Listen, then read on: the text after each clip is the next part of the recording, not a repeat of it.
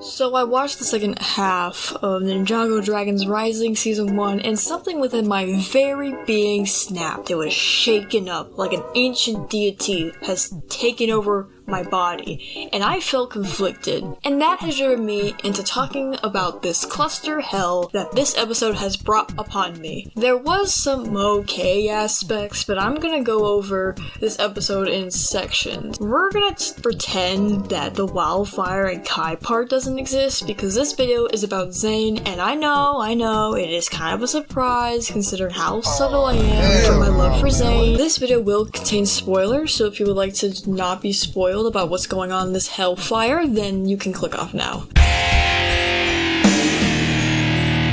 We start off with Kermit and Zane at the portal gate, and it turns out that the device that has Pixel's picture on it that needs a what the fuck is it called? Wyconium coil. Yeah, they need a Wyconium coil. So they go to the junkyard of Grill, I think her name is. What are you doing here, Grill? You haven't heard? It's my junkyard now. Won it in a lice game. You mean a dice game? No. Absolutely disgusting. Zane is broke, however, so they get kicked out. Frohickey decides to take Zane to the crossroads. They get there and bump into the guy who is totally the Beep Boop Bop kid from Seabound. Beep boop, beep boop, beep boop, bop. Apparently today is Zane Day. Oh boy. And there's a Zane lookalike contest for money, and obviously Zane is like, and I do believe I am optimized to win a Zane-alike competition. Because of the stupidity of everyone in this judges table, Zane loses and Labo wins instead. But the last place prize is a gift card for the junkyard. Hooray. Oh.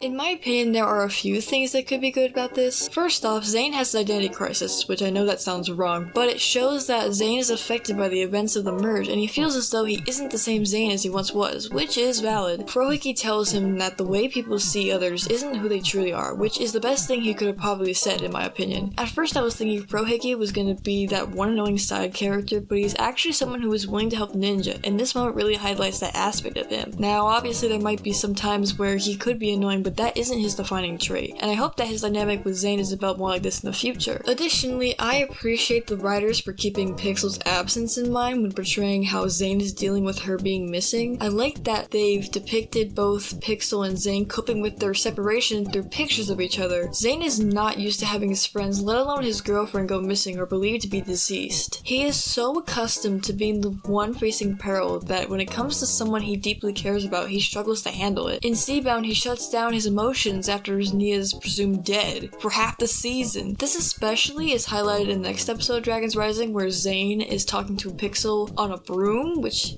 is oh my gosh, as it helps him solve problems. I know that this can be seen as like delusional, but when you take into consideration about what I said prior, it makes sense on why he would do this. Not that he's crazy or anything, but that he's trying to cope. That can come in many forms. Lastly, I actually did laugh at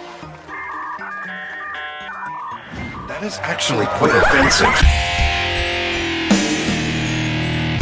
There are several things that I'm like, who, what, where, when, why, how about this episode. I cringed and was so unfathomably ticked off by the amount of absolute buffoonery afoot throughout this entire episode, that if someone had just used their neural connections just a little more, got the gears turning, they would realize Blaine, it's a stupid name, was Zane all along. Firstly, if there is a Zane Day, then does that mean that there's a day for each ninja? I mean, I know this is obviously for plot, and haha, funny Zane pulls a Charlie Chaplin, but it is so apparent that someone is not using 100% of their brain, and it is totally mini Thanos himself. God, I hate this guy. You cannot tell me someone looked at Zane doing this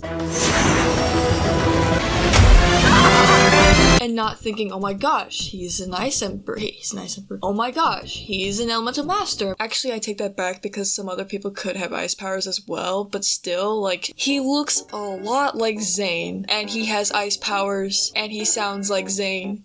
And he is Zane. Also, why in the flying, spinning, twirling heck did Zane not update his iOS before coming here? Heck, why didn't he update it when he got out of his Pokemon ball? Like, bro, update to Windows 11 already, you had ample time! Even if he did, how was he gonna make that toaster? Walks your dog, cleans your room, and files your taxes on. That toaster would have just been Rose from the Jetsons. Look, I do like the concept of Zane Day, and I would totally be dripped out in Zane merchandise from head to toe, but for Zane, this must have looked like a cult or something. Like, imagine waking up after a coma and your friend takes you to the middle of town and everyone is wearing your face as a mask. Like, that would freak me the hell out. Again, I left out the wildfire and Kai part of this episode, but if I had included that, then this video would have been at least 10 times longer, and I probably won't do this kind of video again. It depends how well this video does, but I wanted an excuse to rant about Zane for 5 minutes. This episode was okay. Like, it isn't the scum of the earth, but it isn't good either. It's like a love-hate relationship, but I am happy that they are giving Zane some attention, but it could have been handled better. But that's all I have though. Thank you for watching, and I hope you have a great day.